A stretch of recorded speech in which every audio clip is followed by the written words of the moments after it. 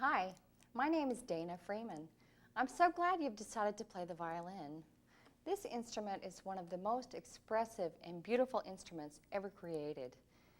There's an incredible range of expression you can play on the violin, from very sad music to happy music, slow music, fast music, and the full range of human emotion can be expressed with this violin. I started playing when I was 8 years old. Many children start at the age of 3 or 4, but it's also okay to start at any age. Even adults can find great fulfillment and reward in starting on the violin. The violins come in smaller sizes. If you're young and you're not quite full grown, you can start with a quarter size or a half size or a 3/4 instrument. I recommend going to your local violin shop to be fitted for the correct size. Now, if you don't have a specialist, one way you can be sure to get the right size is to hold the violin on your shoulder, and if you can reach your hand all the way around the end of the violin, around the scroll, then you'll know you're big enough for that instrument. Playing a stringed instrument, for me, is a lifelong passion. I love playing by myself as well as with others. I play in string trios with 3 people, string quartets of 4, and also larger ensembles. The orchestra is one of the most wonderful places. I love to play music with my friends, and in fact, making music with my friends and colleagues is my most loved pastime.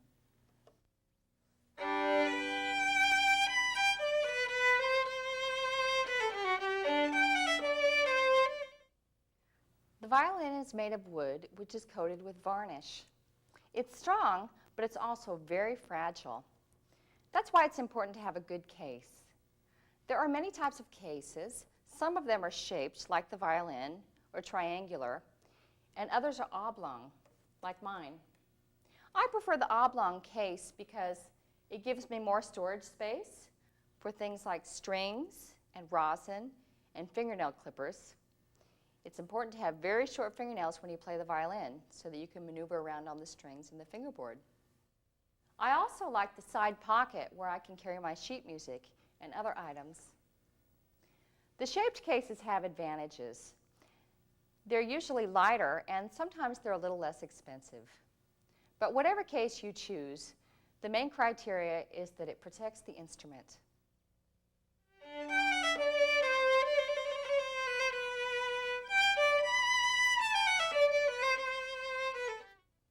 After you play your instrument, always wipe it off with a soft cloth. I recommend a cotton handkerchief or some kind of a soft cotton rag. Make sure that you wipe off the scroll and the neck of the instrument, the body, the chin rest, and also clean off the strings and underneath the strings. Never use furniture polish or household cleaner on your instrument. Wiping it off daily, in addition to having a professional cleaning by a string specialist once a year, is all you need. Wash your hands before you play your instrument. Anything to keep the residue from building up is going to help preserve the varnish in your instrument for many years to come. Never store your instrument in a parked automobile. Extreme heat can melt the varnish, and extremes of cold and hot can crack the instrument.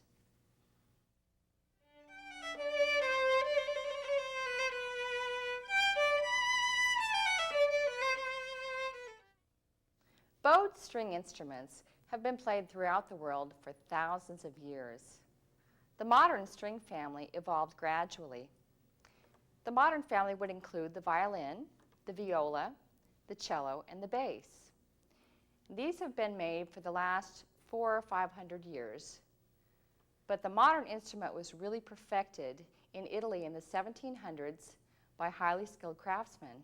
The most famous of those were Amati, Stradivari, and the Guarneri family. Composers have been inspired by the beauty and the versatility of string instruments for many years. For that reason, there's an enormous amount of music written for the violin. There's great solo music for the violin alone, and also in the concerto, where the violinist stands in front of a whole orchestra as a solo instrument. We have a great orchestral repertoire, and also fabulous chamber music. We have thousands of pieces that we can play with the piano and also with the string quartet or with trios. It's great to have a whole lifetime to discover and master some of these beautiful works.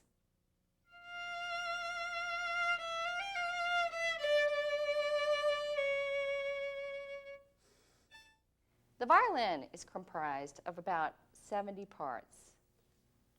I'll just point out a few of the most obvious ones. The top, or the belly, is made of spruce. The ribs and the back are made of a hardwood, which is usually maple. The neck, the scroll, and the peg box are also made of maple. The violin has 4 strings, which are connected to a tailpiece. The tailpiece is connected by a tail gut, this piece here, which can be made of nylon or wire or metal, and it's connected to the end pin. The tune rest was introduced later to help hold the instrument more comfortably. Some strings use fine tuners, especially the E string on the violin, the highest string, and other strings that are not wound. Some strings are made of steel, and other strings are wound. They have a core made of sheepgut or purlon or some other metal, and they're wound with a very tiny, fine metal wind.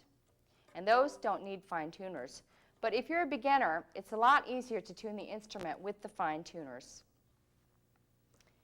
When I pluck the string or bow the string, it creates a resonance, and this sound, this resonance and vibration goes through the bridge into the body of the instrument, where it's amplified and then comes out through the F-holes.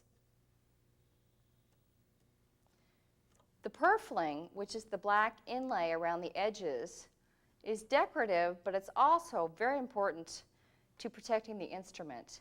It keeps cracks from damaging and going into the body of the instrument.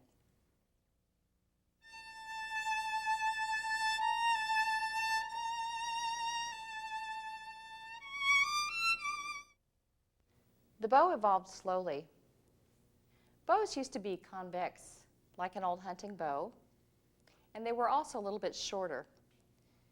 In the 1780s, a man named Francois Tourt in France developed the modern bow, and we've been using basically the same kind of bow since then. He made the bow longer, and also he made it concave, which makes it much stronger and also gives us the ability to use all different kinds of bow strokes. We can play very long and smooth, which is called legato, or we can play a short, light, bouncy stroke called spiccato, or we can play a very quick and forceful stroke, which is called martelet. Some of the parts of the bow include the tip, the head, the stick, the wrap, the thumb grip, the horsehair, and it really does come from a horse's tail, and the frog. The frog includes a screw which can adjust the tension of the horsehair.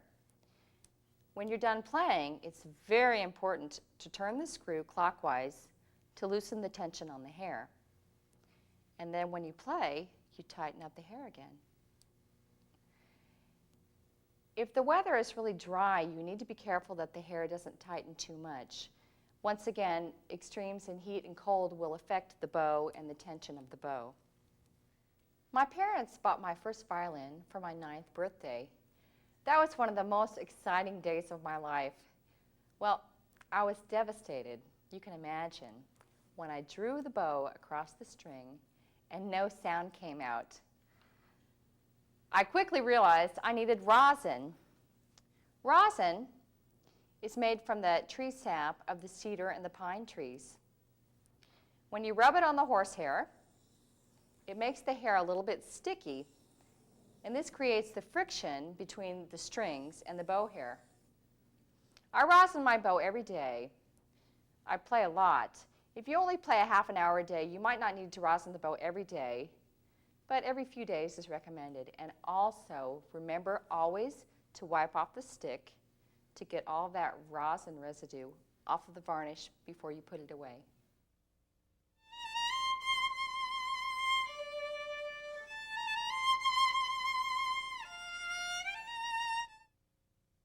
Are your hands clean? Let's learn how to hold the violin.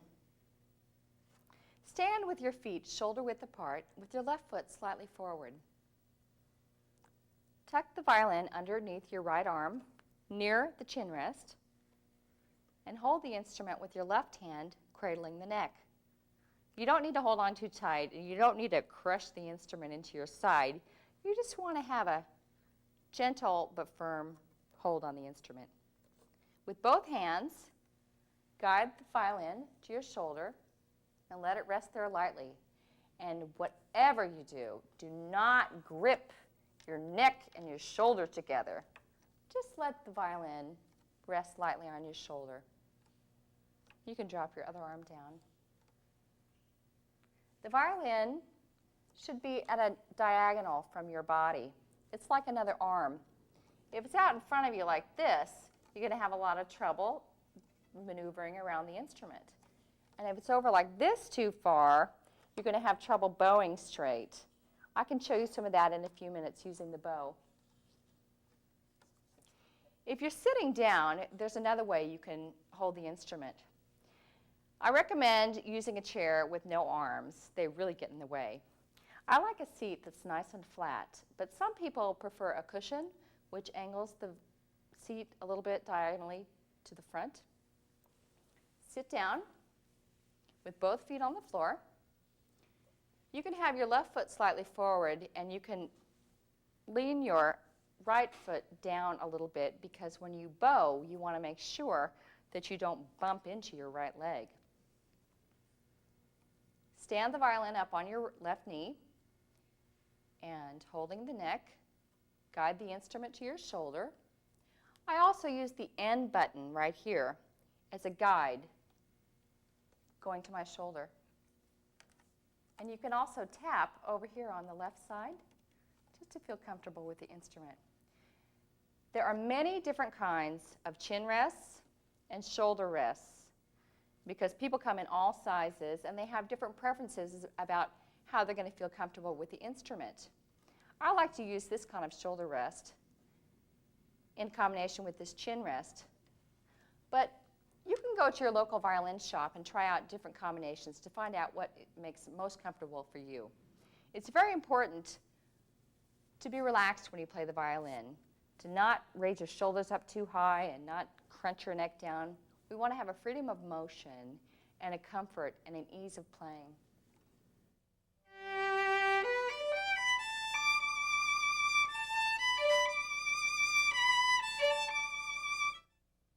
Now you're ready to play pizzicato.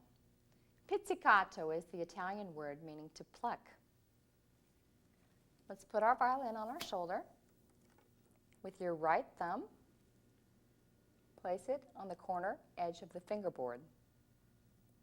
Using your index finger, you can pluck the lowest string, the G, the D, the A, and the E.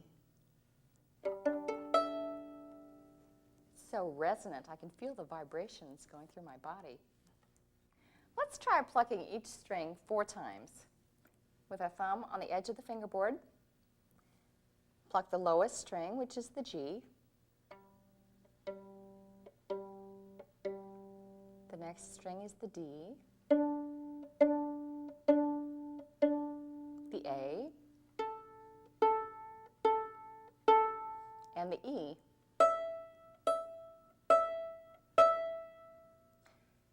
It's best to keep your finger flexible and loose, and also to pluck above the fingerboard. The space between the bridge and the fingerboard is for bowing.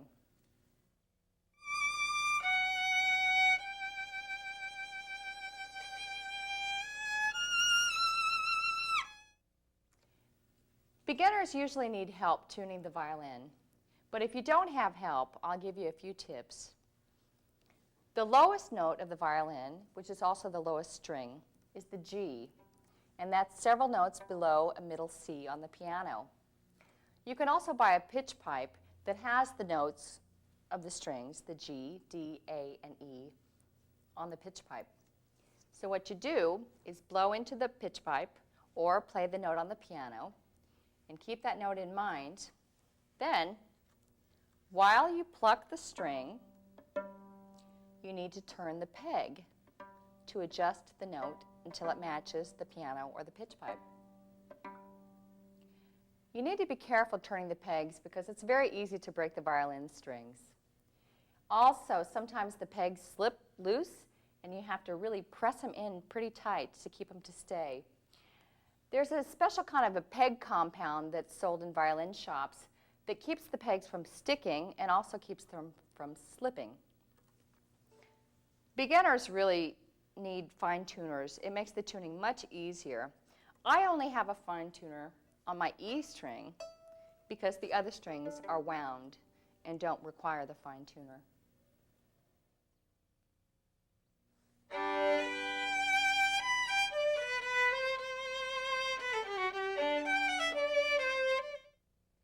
You've learned how to hold the bow and how to hold the violin. Now let's put the whole thing together. Keep the violin handy, but we'll start with the bow. Remember the steps, holding the bow in your left hand, hanging your right fingers, pinky round on the top, and the thumb bent next to the thumb grip. Hold the bow vertically in front of you, and then with your left hand, cradle the violin under the neck and hold it just tight enough to place it lightly on your shoulder. I like to tap over here just so I know the violin's not going to be too far out that way or too far in that way. Place the bow on the E string, which is the highest string, and let's just play down bow, which is that direction, and up bow.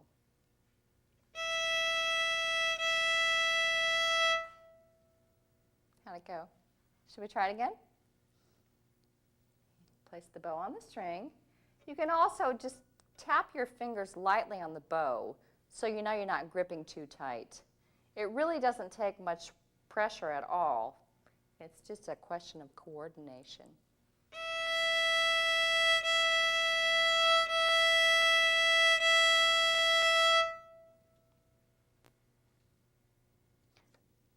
One of the most important aspects of playing the violin is tone.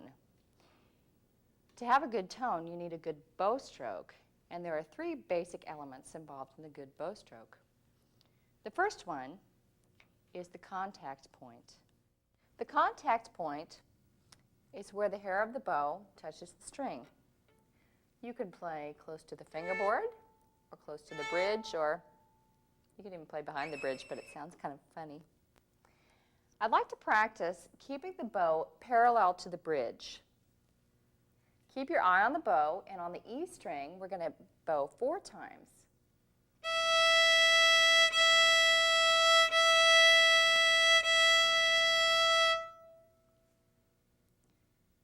Shall we try that on each string? We're going to start with the lowest string, the G string, and go on 4 times on each string. Keep your eye on the bow and try to keep the bow parallel, in other words, not crooked, to the bridge. Here we go.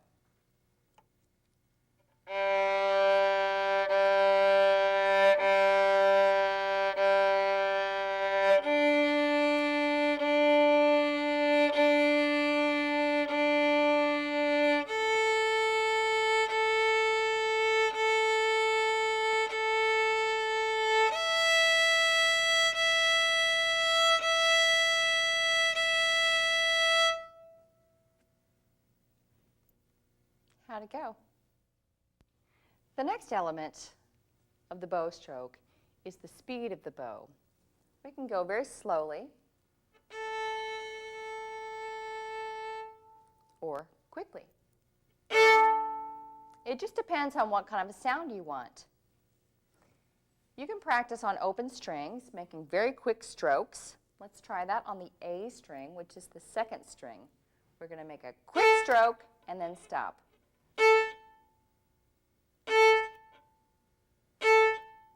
This, by the way, is called the martelé stroke.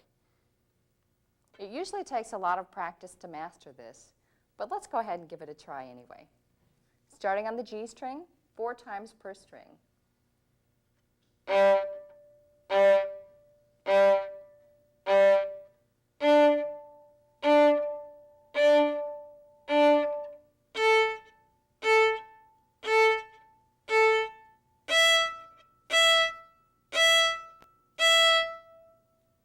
That's an example of a quick stroke, and it's called martelé.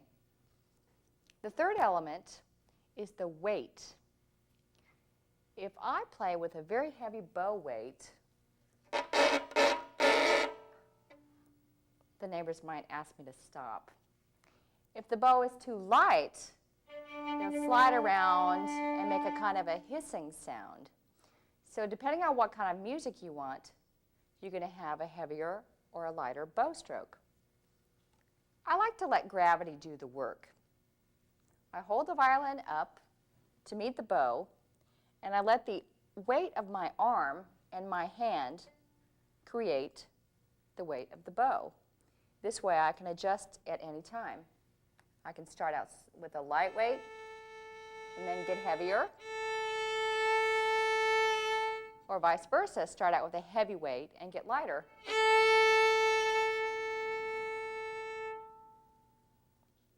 It takes enormous practice to really master the bow. All of my students, even my advanced students, practice on open strings every day. I recommend that you try each aspect 4 to 8 times per string.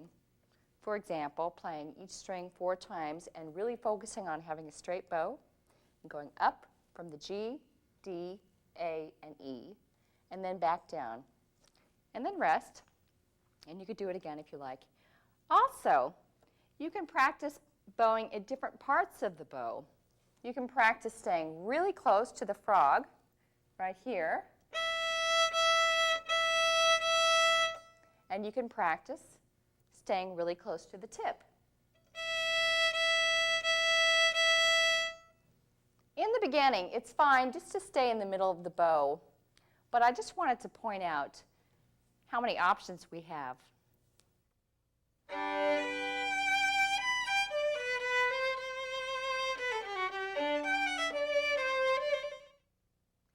Now I'd like to show you how to use the fingers of your left hand. The violin has only 4 strings, and we use only 4 fingers. But the amazing amount of music that we can play with this is infinite. Let's start by holding the violin in front of you like this and placing your middle finger on the edge of the fingerboard. You can pluck with your thumb like this. Shall we try that 4 times per string? The G, and now on to the D string, the A, and the E. We'll start at the top with the E string, plucking it once, and then you're going to put your first finger, the pad of your first finger, on the string about an inch away from the nut. This little tiny piece right here is called the nut. So E string, and then first finger.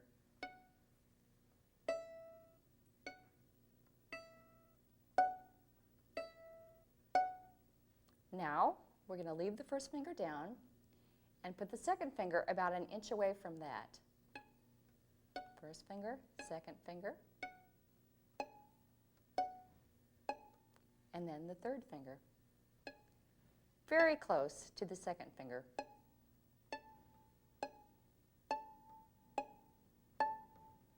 If that's really easy for you, you can go ahead and use the fourth finger, a little space away from the third finger.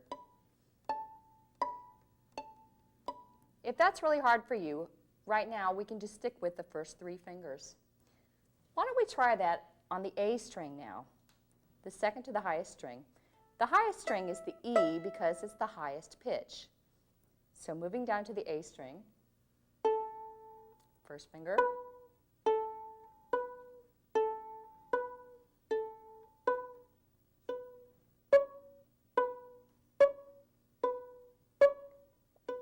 use the pads of your fingers and also wiggle your thumb every now and then to make sure that you're not gripping too tightly. Second and third fingers.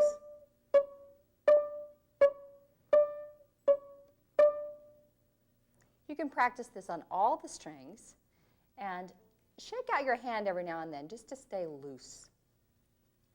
Let's try this exercise now on our shoulder.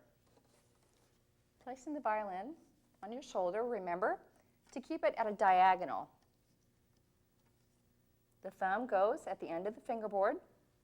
We'll pluck the E string, and then the first finger. You want to listen carefully to make sure that the pitch is correct.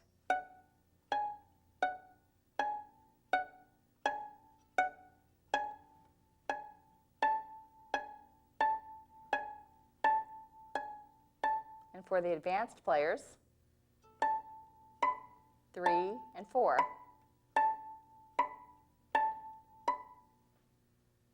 How's your neck and your shoulders? Rest the violin again, and you might shrug your shoulders a little bit and roll your neck. Let's do this now on the G string. Violin on your shoulder, thumb at the end of the fingerboard, using the index finger above the fingerboard. Here we go on the G string, the lowest string.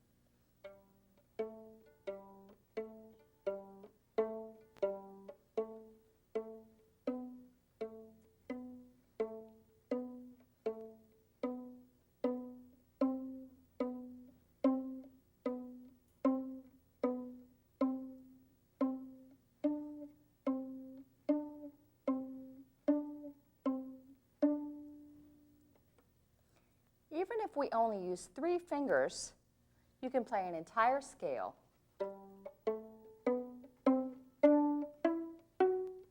And back down. 3, 2, 1, open. 3, 2, 1, open. Using 3 fingers, you can play hundreds of songs. Would you like to learn one now? I'm going to pluck a song for you. Maybe you'll recognize it. I'll start out here on the A string.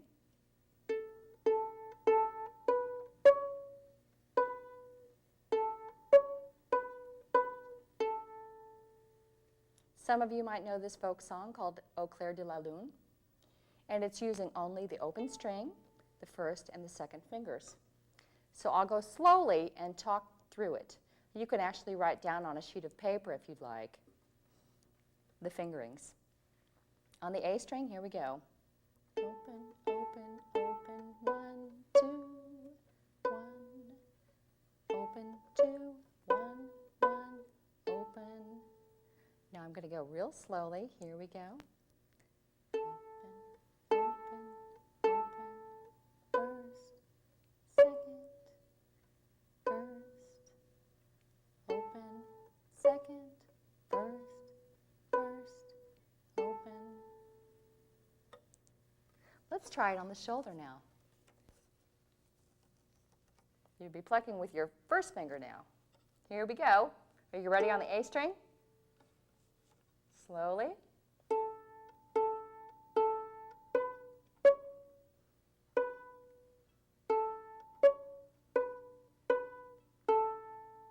One more time.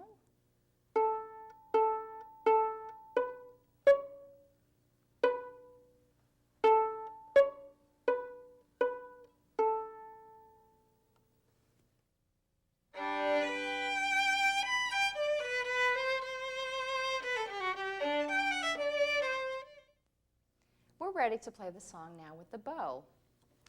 You can rest your violin on your lap or in your case nearby. Hold the bow out in front of you, hanging your fingers, curling your pinky, and curving your thumb.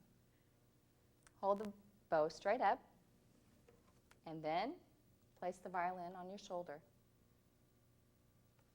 Here we go on the A string.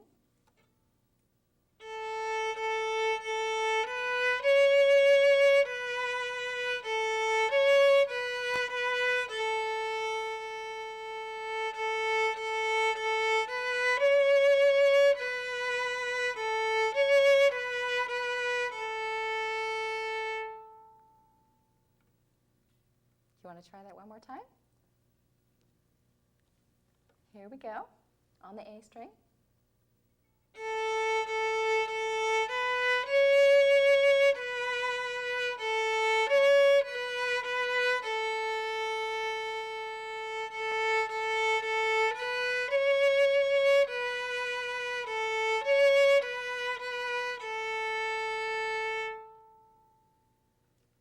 Actually, putting everything together is very complicated.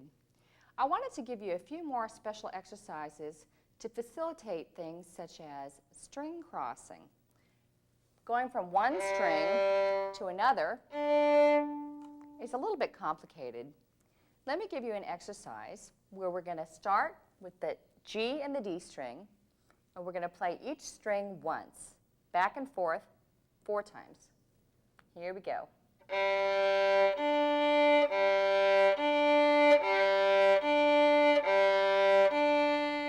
Moving on to the D and the A string. And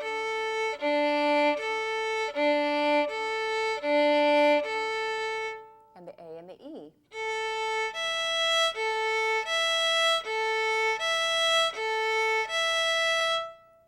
When you go from one string to another, you need to use your fingers and your wrist and your arm. For example, if I play on the G string, I'm not going to want to have my elbow jabbed into my side. I'll want to have my arm and my elbow on the level of the G string, like this. If I play on the E string, the higher string, my arm will be down here. There's a game I like to play just going up and down like this, taking the whole arm, the forearm, the elbow, the upper arm, the wrist, and the fingers. Now let's try one more time the exercise with the string crossing, starting with the G string.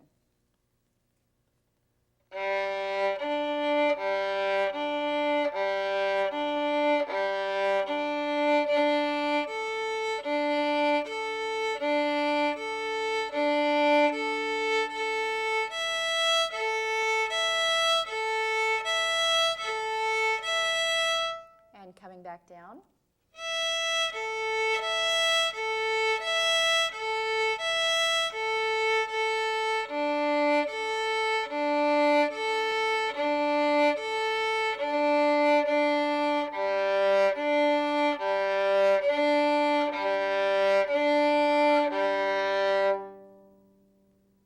I love the vibrations and the resonance that the open strings make. In closing, let me give you a few tips on how to improve rapidly. First, find a good instructor in your community. An instructor can recommend the best method books and can help you every step along the way. Listen to music. Go to concerts. Watch great violinists play. You can watch them on TV, on video, or live in concert. Also, practice regularly. It's best to find a time every day that's for you and your violin alone. You might want to discuss with your family the best time when you can practice your violin without interruption. You're the artist. Use your imagination to create the sounds that you love. There is no limit to what you can express from your heart and soul with this masterful instrument, the violin.